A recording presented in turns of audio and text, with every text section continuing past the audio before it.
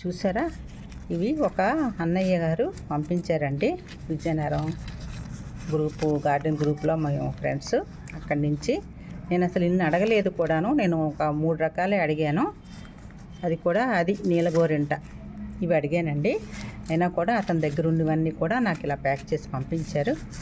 చూసారా, ఇప్పుడు ఈ సీడ్స్ అన్నీ నేను వేసుకుంటాను ఇంట్లో. అందుకని ఈ డబ్బాలన్నీ ఇలా రెడీ చేసుకుంటానండి.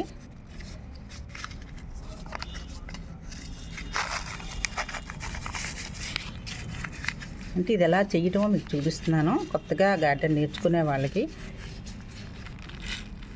చూసారా, ఇవి సీడ్స్ అండి. ఇవి దీంట్లో ఇలా వేసుకోవటమే.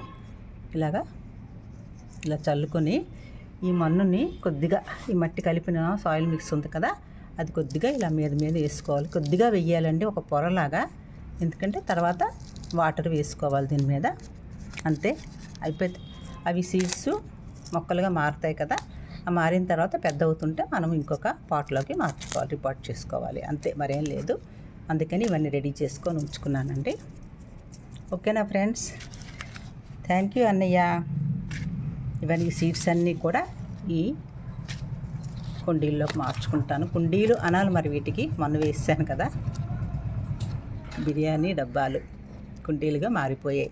ఓకేనా ఫ్రెండ్స్? బాయ్.